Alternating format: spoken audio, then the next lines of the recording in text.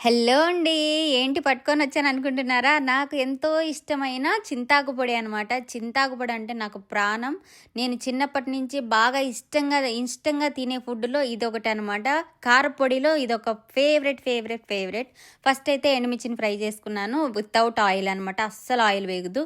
తర్వాత నల్ల నువ్వులు ఫ్రై చేసుకోవాలి. తర్వాత ఏరుశెనగ గుళ్ళు అంటే శనక్కాయ పప్పులను కూడా బాగా ఫ్రై చేసుకోవాలి. తర్వాత చింతాకును దూరలుగా ఫ్రై చేసుకోవాలి. మాడొద్దు. మాడితే చేదొస్తుందనమాట. చూసేయండి అన్నీ అయితే ఇలా ఫ్రై చేసుకున్నాను. ఇందులో ఇంకా కొబ్బరి వేసుకోవచ్చు, ఎండు కొబ్బరి, మంచి పప్పులు కూడా, పుట్నాల పప్పులు కూడా వేసుకోవచ్చు. అవి 2 లేవు కాబట్టి నేను వేయలేదు. ఇవన్నీ అయితే ఇలా మిక్సీ పట్టుకుంటున్నాను. ఇంకా రోటిలో దంచుకుంటే సూపర్ ఉంటుందండి. దీని టేస్ట్ రెట్టింపు అయిపోతుంది అనమాట.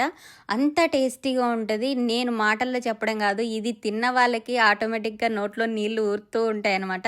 చింతాకు పొడి అంటే అంత ఫేవరెట్.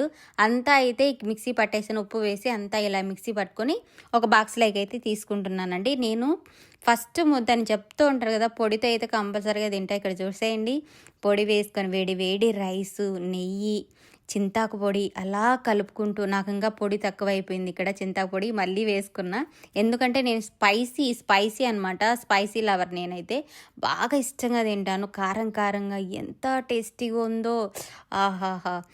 తింటూ ఉంటే నోట్లో నీళ్ళు ఊరుతున్నాయి నాకు ఇప్పుడు మీకు చెప్తూ ఉన్నా కూడా. ఇది తిన్న వాళ్ళకి ఆటోమేటిక్గా అర్థమైపోయి ఉంటుంది. Please subscribe.